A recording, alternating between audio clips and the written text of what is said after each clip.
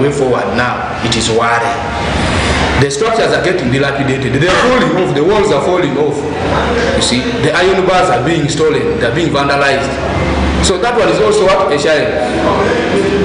If you go there, the place is in a very sorry state. That over 200 million, you cannot pave the place. You cannot level the ground where even vehicles can park. Not even solar panels can be erected there to provide light. No serious shelters.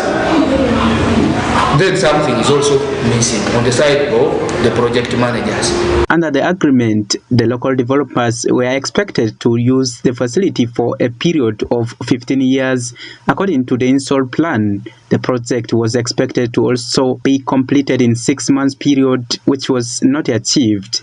Geoffrey Ngriker, the mayor of Nebi municipality, notes that the funds were used for intended purposes and downplays the blames by the business communities and attributes the stoppage of works at the site to the attitude of the business community. The biggest challenge we had was people were not understanding the message we were giving them, because we are telling them, please finish that construction so that we are able to remove our people from the market, and all these taxis, they go temporarily to the bus park and taxi park when the construction of the road is taking place. But now our people are impatient.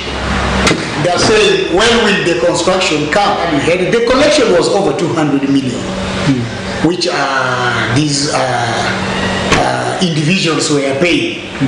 And then that 200 million was done to correct the place, because you know that was a barracks, and you know it was not easy to bring people in the barracks at once. We have to compact the place.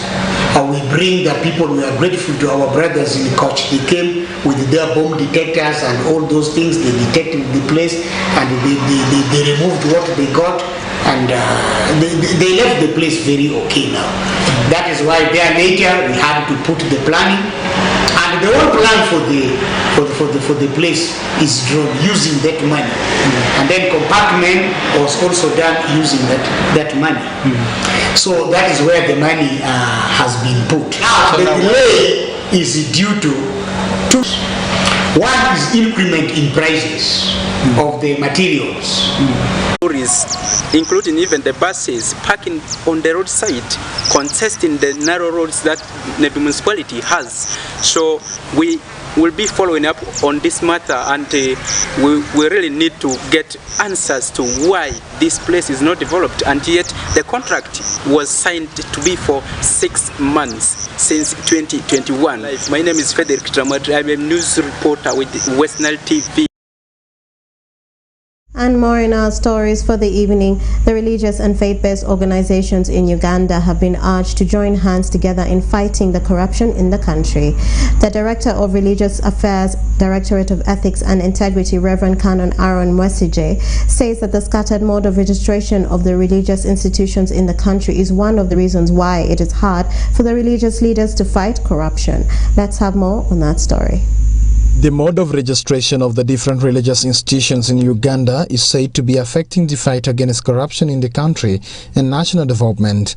This has been revealed by the Director of Religious Affairs, Reverend Canon Aaron Mwesije, Director for Ethics in charge of Religious Affairs, Director of Ethics and Integrity, Office of the President, while meeting the different stakeholders, including the religious leaders in Marasha district. The divided or segregated registration makes them become very weak in producing one voice to defeat corruption, to tackle national development, because they are doing it in a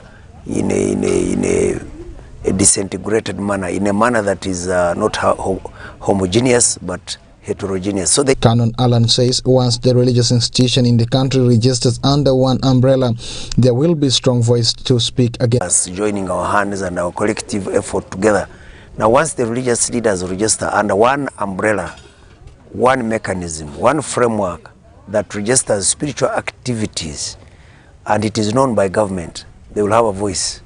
they will act and government will hear them. But Reverend blasted the Interreligious Council of Uganda for not being strong enough in uniting the different religious denominations in the country and having one voice against corruption. the Interreligious Council of Uganda, which is there, that is an umbrella organization, does not help because they still remain divided, yet they are under one roof.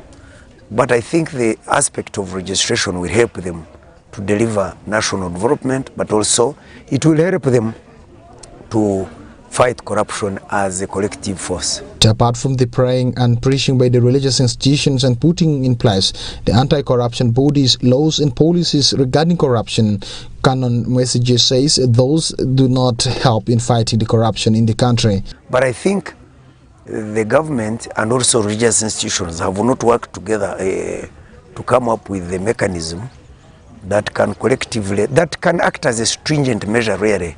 Stringent means something that is that has power of force to, when you apply it, then it is something that can punish a culprit squarely.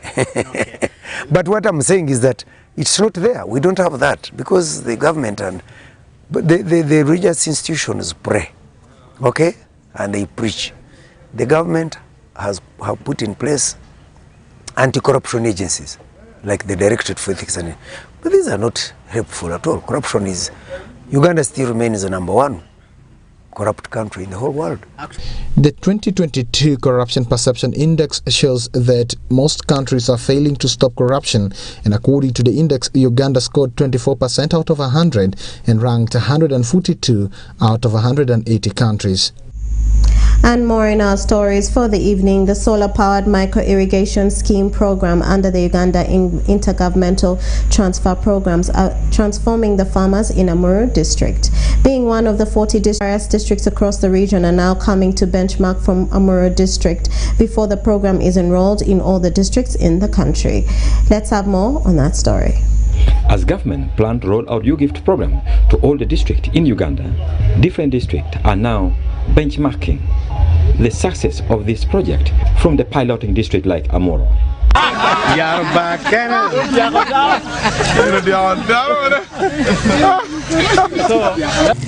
doing very badly in terms of weather, and this is the program that can help our people. If our farmers take it up, then it will be able to help them to be able to be productive despite the weather problem that we are having. Yes, but otherwise our farmers are doing badly. While interacting with farmers who benefited from this macro irrigation system, which was part of the U-Gift project in 2022, leaders were shocked to learn that these farmers are making millions of shillings from 1 acre of land they are operating in.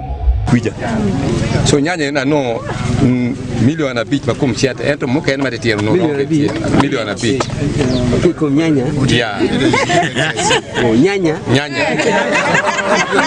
mero ber side mapincha ni keken ko tiar wiye kwija so ka kan na pier tulla ni ano milioni rio makum siat ento muka en mano kitiyo ke no mate tiero no pe. Christopher Ball, district chairman Kitgum, says this program will bail out their farmers from the prolonged drought which is currently affecting farmers in Kitgum district. Kitgum is grossly affected by the arid conditions that apparently is now bedeviling the whole country. We do not have enough rains, and the answer to production now lies with irrigation. This is why we decided to select key model farmers to come and benchmark so that they take leave and take home what they can start doing on the ground. Michael Lacogne, Amuru district local government chairman, says there is already testimony that farmers who have benefited from these pilot programs are above poverty line, and this has made it easy for them as leaders to encourage other local farmers to join this program. As a leader of the district, I've started smiling that my leadership is not for nothing. At least we are changing lives of people, and really by community bailing themselves out of poverty, you will really be in position to see you are fulfilling the obligation that community set to elect you in the offices. So indeed, I am now chairman that is also a model chairman. And in this, I am here embarking on mobilizing community.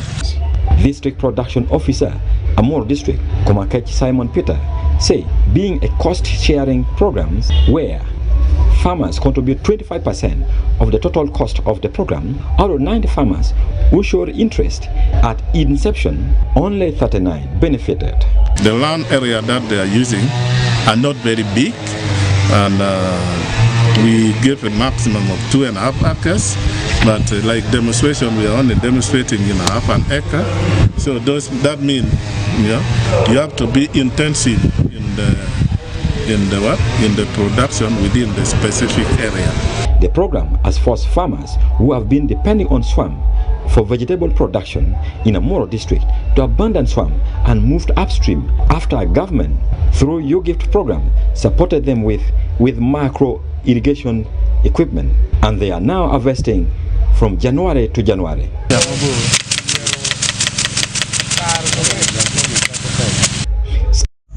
And to end our Nilecast weekly news roundup only on Westnile television, women in the Westnile region are urging the government of Uganda to address the financial inequalities that exist in the country amidst other existing empowerment programs. Frederick Dramadri reports more. Women leaders in Westnile region are advocating for more empowerment programs to address the financial inequalities that exist in the country amidst other existing empowerment programs rolled by government. During a Westnile regional women engagement at a White Castle Hotel termed to be Women Forum organized by Action Aid, the women leaders argued that despite policies and economic interventions by government, many women are still unempowered and living in extreme poverty, tagging this to the cultural beliefs that tend to shut down women. They are empowered women. The percentage of the empowered is not that much, but we have the majority of the women and the young girls that have not been to school, that do not know what the government has for them. They do not have any information, and even if you want to hold their hands and raise them, they say, my husband is going to chuck me. Here I'm not going to, even things to do with the social norms. You see, for us women, this is not allowed for us. This is what is killing over 70% of our young mothers and even women within these districts of West Nile. In our community, when a girl happens to get pregnant, maybe by mistake, the parents tend to negotiate and give away their daughter. In our community, that many men or husbands have become drunkards. They drink a lot, spend most of their time by the roadside, neglecting their families and leaving women overburdened.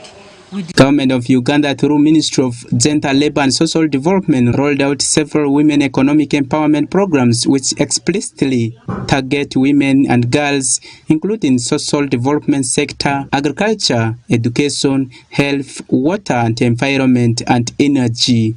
However, according to the 2021 Uganda National Housing Survey, women earn an average of only 53% of what men are earning, leaving majority of them in extreme poverty, with the worst among the rural women and youths. Dr. Ansela Nakafero, the Commissioner at Gender and Women Affairs in the Ministry of Gender, Labour and Social Development, says the country has achieved a lot in its empowerment programs that have transformed women in achieving equity, though some of the programs have not been utilized effectively by women and youths. Much as we celebrate the gains, we are not blind to the challenges that we are facing as a country. I would want to talk about poverty. Women are among the poor in this country, and of course when you're poor, that alone constrains your opportunities in terms of accessing services, in terms of accessing opportunities for development like employment, looking after your family. So poverty is still a very big issue. Another aspect that is of still great concern to us are the high levels of violence against women and girls. Meanwhile, Grace Resina Kulu, the Learning and Impact Coordinator at Action Aid, says The women forums help in collectively advocating for the women's rights and helps in shaping their voices for decision-making at policy levels. Therefore, we believe that these voices will be discussed and different policies, in different sectors of education, health, or even transport will be, used, to design national programs, to design national agenda for grassroots implementation. So it's our hope that the issues that we are going to discuss today in this Women's Forum in Arua does not end within this space. According to World Bank, the women in Uganda account for 80% of all unpaid workers and they are highly entrepreneurial, contributing significant amounts of labor to the Ugandan economy, yet most of them go unpaid and are extremely credit-worthy. This is retarding the country's investment pattern and economic growth. Frederick Dramadri, Westnile TV, Nilecast.